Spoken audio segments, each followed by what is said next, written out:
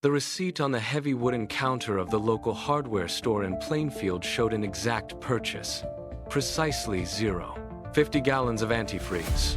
It was barely 5 p.m., and the owner, Bernice Worden, had vanished without a trace into the freezing November night of 1957. The counter was covered in a thick layer of drying blood, yet the cash register contained exactly 41 untouched dollars. It clearly was not a simple robbery. The very last handwritten name on the customer receipt belonged to the only person in the entire rural town who didn't even drive an automobile. When the sheriff entered the isolated farmhouse later that evening, the thermometer hanging on the wall read 0 degrees. The cast iron stove was ice cold, even though a fierce blizzard was raging outside. Hanging in the dark middle of the room was something that shouldn't have existed in the physical world. In that year, Plainfield was an isolated, quiet rural town in Wisconsin where every single neighbor believed they knew everyone else's secrets.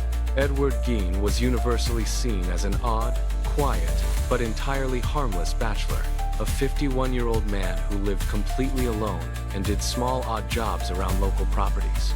3 years earlier, in 1954, tavern owner Mary Hogan had vanished under nearly identical circumstances, leaving behind only a dark pool of blood on the floorboards. Authorities initially assumed a roaming killer was targeting lone women across the county.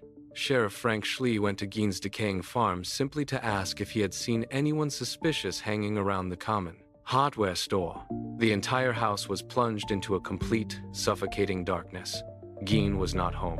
Deputies had to use their flashlights to navigate through massive piles of accumulated trash from decades past. The official theory remained simple. An opportunistic thief had attacked the store and hidden the loot on the edge of town. But a single physical detail on the farmhouse floor instantly shattered that theory.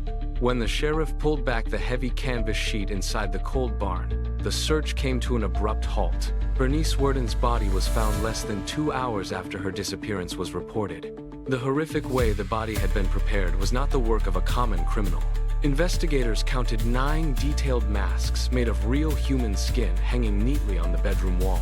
What seemed like a series of violent rural robberies was actually a decade-long systematic craft of human desecration. Local cemetery records indicated that no grave had ever been reported vandalized.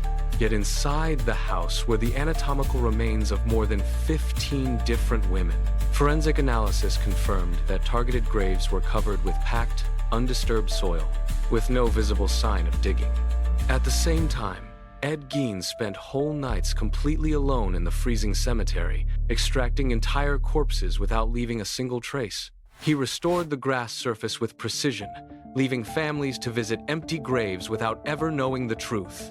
The extreme level of physical organization required to unearth a heavy wooden coffin 6 feet deep far exceeds the physical capacity of one man. Nevertheless, the fingerprints found inside the desecrated coffins belonged exclusively to Edward Gein. During interrogation, Gein claimed he entered a deep trance state and had no active memory of the exhumation process. There was no accomplice. Experts couldn't explain how a man with a low IQ performed complex anatomical preservation without medical training. His dead mother's room was the only clean space, sealed shut with thick wooden boards. All transport from the graveyard to the farm had been done entirely on foot, over 2 miles, in the dead of winter. Sheriff Frank Schlee was never the same man after stepping over the threshold of that dark kitchen. Schlee flatly refused to sleep in the dark and lost over 40 pounds. Less than 10 years later, Schlee suffered a fatal heart attack at age 43. State psychiatrist Dr. Edward Schubert spent over 100 hours inside Gein's cell trying to understand the motive. Gein spoke of his acts in a soft voice, completely detached from reality. The receipt for antifreeze provided the final answer. The chemical was intended for a crude tissue preservation process.